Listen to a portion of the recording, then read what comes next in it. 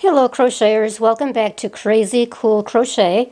In this project we are going to be working on the Crazy Cool Cocoon Shrug, and I'm using Lion Brand Woolies Thick and Quick. It's a number 6 super bulky, and the reason for that is so that it works up super fast, and it also will give a very rich texture to the shrug. Now we are using an end hook or a 10 millimeter, N as in Nancy, scissors, and a yarn needle. The color of the yarn is Spice.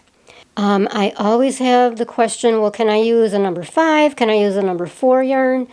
Yes, absolutely. However, you'll need to adjust for size if you use a different size yarn. Now, I will leave all the detail for that in the description area below. So look for where it says show more, right down there. Click on that. It opens up the description area in the white space below the video. For mobile devices, you will have to look for a little tiny arrow. It looks like a little V, and it's next to the name of the video. Click that little V, the little arrow. It opens up the description area. And in there, I give all kinds of additional information. The detail as to how much yarn was used, where it was purchased. I have all my social media links, and when I put the link up on the blog, or the written pattern on the blog, the link for that will be in the description area. So please open that up. I always get a lot of questions that are either in the video or in the description area. So go ahead and open that up and you'll find a lot more information. One more thing, please watch the video all the way through before you get started. This way you'll know what's coming ahead of you. You'll hear if I offered suggestions along the way so you don't miss anything. So watch the video all the way through first before you get started. We're going to start with a chain of 82. And rather than start with a traditional slip knot, I always do it this way. Hook in front of the yarn. Just twist the hook all the way around. Do your first chain, and there's your knot. So once you learn this, it's so fast. To me, it's a lot faster than any other kind of slip knot. So we will start with 82 chains. If you need help with the beginning stitches, I'll leave a little white box right up above the video here where you can click and it will take you to the beginner tutorials. Now, I want you to make sure that you are using a pretty loose tension on the entire project. And the reason for that is this yarn is really thick. Number 6, obviously it's going to be thick. So if you use a tighter tension or even a normal tension, it will result in a stiffer panel, and we don't want that. So the looser you work your stitches, the softer the end product, and that's what we're going for. We are using the moss stitch, M-O-S-S, moss, which consists of single crochets and chains. Very easy. Now, regarding sizing, this is a size small, so for me it will measure 26 inches up and down, the length. I want it to just cover my bottom. If you want it longer or shorter, you can adjust that by the number of rows that you work. Now for the width, keep in mind that a traditional cocoon shrug, typically it does not close in the front, like a cardigan might close, for example. You usually have a pretty good gap in the front with a cocoon shrug. So if you are working this and you're thinking, this is not going to fit me, just keep that in mind. It should be open in the front. And if you do want to adjust the width, this one will end up about 40 inches around, and I say about because, again, your personal style, your tension especially, is going to affect the size of the end product to a degree. So if you want to adjust the width, then just simply adjust the foundation chain using an even number, which is why we started with 82. So just start with an even number and you'll be good. Okay, now we're going to enter the hook in the 4th chain from the hook. Don't count the strand on the hook. Start with the one right below it, which always shrinks up on me, but that's the first one. 2, 3, 4. Enter the hook in the 4th chain. 2 loops on the hook, pull the yarn through. That's a single crochet. Chain 1, skip the next chain. Enter the hook into the next chain. Pull the yarn through, 2 loops on the hook, pull the yarn through both loops, that's a single crochet. Chain 1, skip the next chain, enter the hook in the next chain. Pull the yarn through, single crochet, chain 1. And that's what you will do all the way across. Skip the next chain, single crochet in the next, chain 1, skip, single crochet, chain 1, skip, all the way across. Okay, we're at the end of that first row. You did your chain, skip the next chain, we'll enter the last single crochet into that last chain. Now we're going to chain 2 and turn. Now we're going to enter single crochets into each space below. So we're working under the chains that we created between the single crochets. Okay, so enter the hook into that first big space. Nice and loose, single crochet, chain 1. Go into the next big space for a single crochet,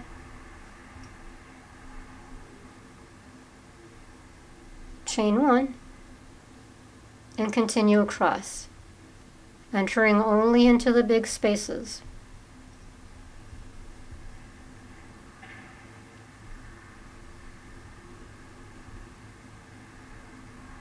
Now we're at the end of that second row. We did our chain. Now we'll enter the last single crochet into this space.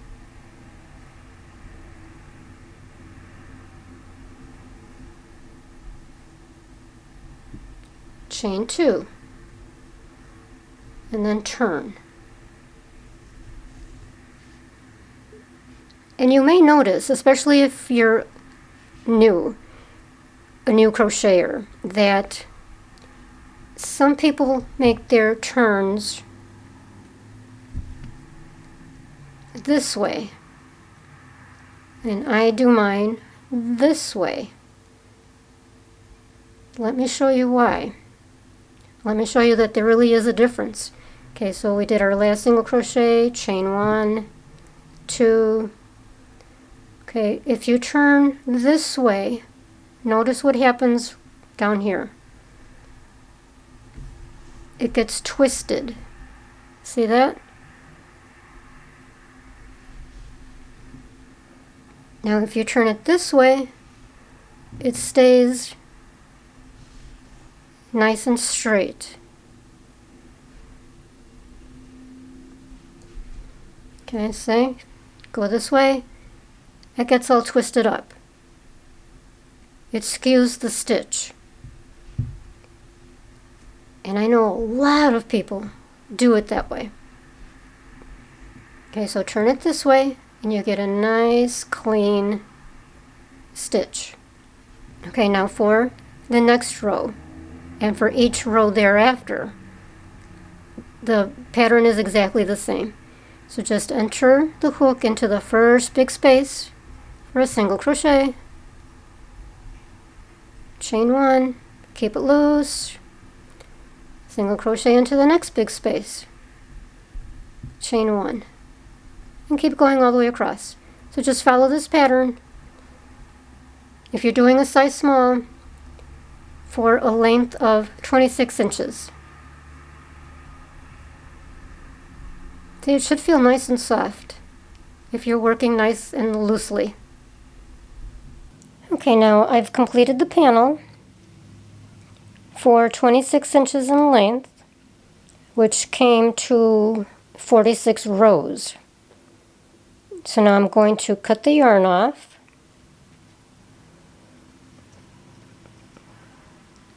I like to do a chain,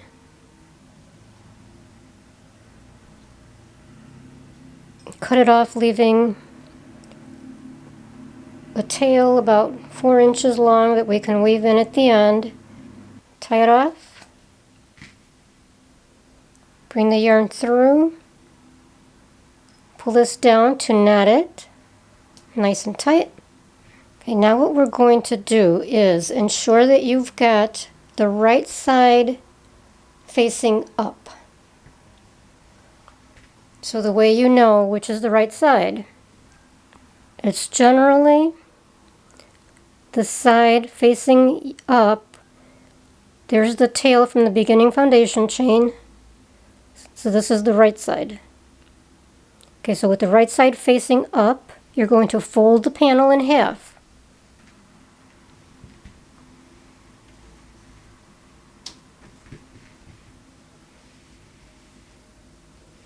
So take the top of the panel, bring it down to meet the bottom.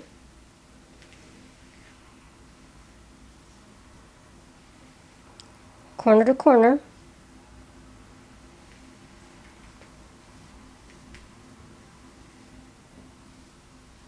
On both sides.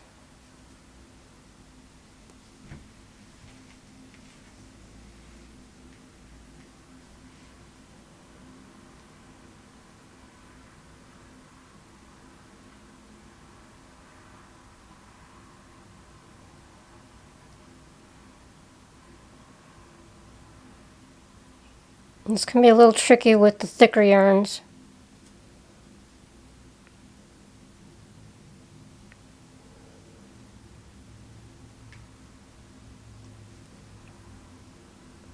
Okay, now we're going to seam up the side, starting at the bottom corners, and we're going to leave 4 inches open at the top, or in the center. And this will be the armhole. And 4 inches is plenty because really it's just your wrist that's coming through here.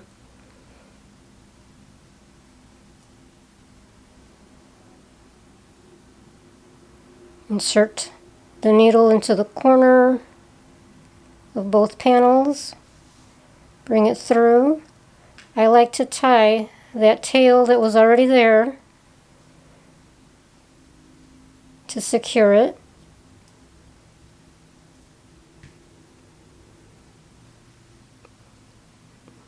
Now seam across using a whip stitch, going under 2 strands on each side.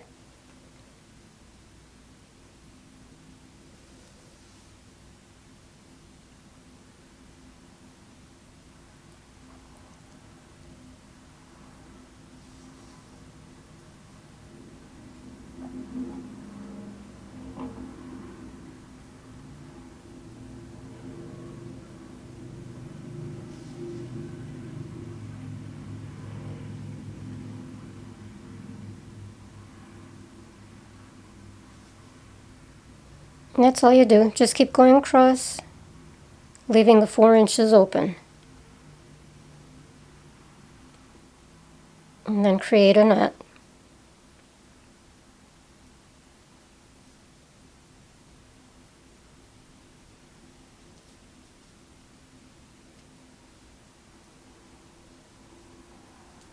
And go ahead and weave this in. That just means hiding it through the strands.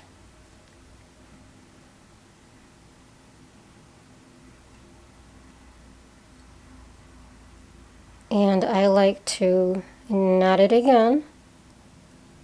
I'm one for knots. I like it as secure as possible.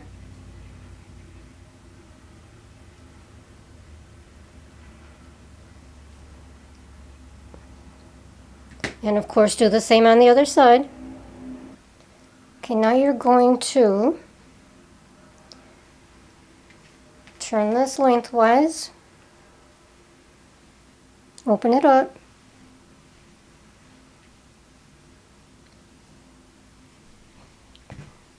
turn it so you've got the right side out now.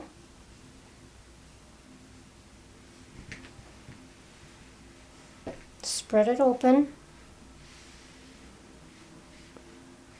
It's hard to fit this in the shot.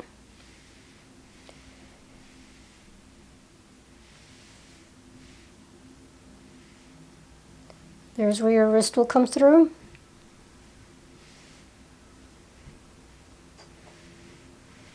So you can see how it's taking shape. Okay, so now we're going to add a border all the way around. That will widen it some more. And then we'll do a border around the armhole or the wrist hole. Okay, now I'm going to insert the yarn. Again, this is right side up now. And I'm going to start the border at one of the seams. And I'm going to use a hook that's a little bit smaller. You don't have to. And I didn't put this in the materials list at the front, so if you don't have a smaller hook, don't worry about it. You can just keep right on using the end hook. Okay, so just go ahead and insert the hook, pull the yarn through, do a chain to lock it in. Okay, take the tail and hold it as you're working so that you can work it along into the seams or into the border.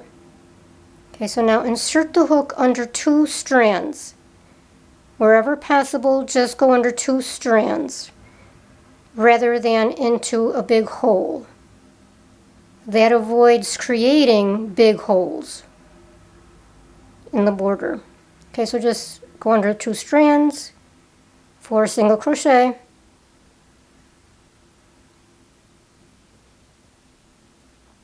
And enter a single crochet in each space all the way around, as evenly spaced as possible.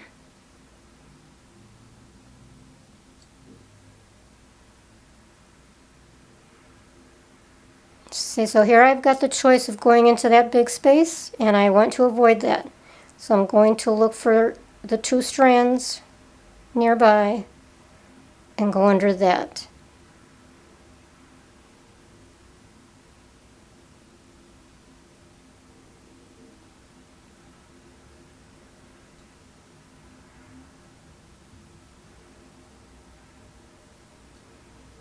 And there you go. So just keep going all the way around the border. Now when you come back to where you started, slip stitch into that first single crochet. Just bring the yarn right through that chain. Chain 1, and now turn the entire panel. Now we're going to be working single crochets all the way around again, and this time we're working in the back loop only, so that's going to create the ridge of the border. Okay, so starting in the first chain, insert the hook. If you turn this, you can see where the chains are forming right at the top there. So you're inserting the hook into the center of the chain so that it goes through the back loop only. Single crochet right into the very next one, back loop only.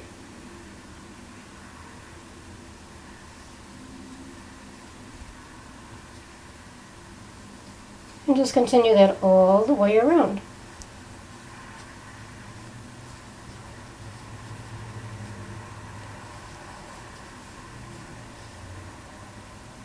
Okay, now once again, when you come back to where you started, slip stitch into that first single crochet, chain 1, turn the work, and repeat.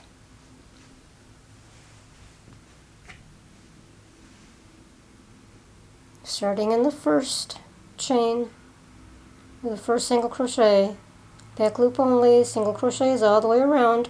Do this twice more, or as many rows as you like for the width of the border.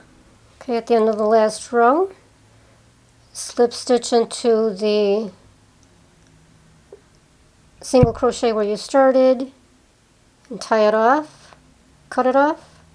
Now we're going to do the same border around the arms or the sleeves. Okay, so again with the right side facing you, attach the yarn at the seam, pull the yarn through, chain one, and that locks it in. And then just go around with the single crochets. So exactly like we've been doing, when you come back around, slip stitch into the first single crochet, chain one, turn, and just keep repeating for however long you want the border. So back to the back loop only single crochets.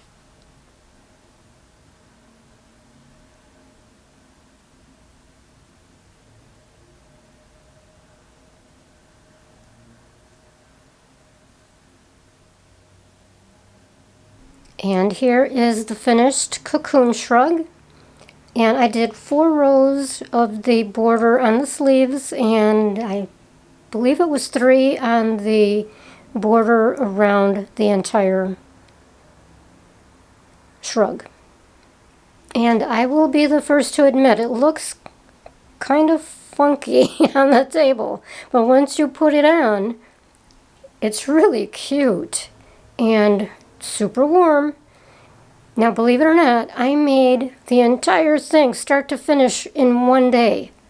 I mean, it's early afternoon still. Well, okay, late afternoon. And I didn't start till like 9 o'clock, I think, 8 o'clock maybe. So this works up so fast. It's really, really nice. And the stitch, the moss stitch, turned out really pretty for this pattern, for this garment. So I hope you enjoyed it, and don't forget to head over to the blog, crazycoolcrochet.com, where you'll find a lot more free patterns. And my Etsy channel, or my Etsy shop, is at Crazy Cool Crochet US, as in United States. crazycoolcrochetus.etsy.com. All the links will be down in the description area. So thank you so much for joining me on this project, and look around here on my YouTube channel. I've got so many more really cool crochet projects. Thank you.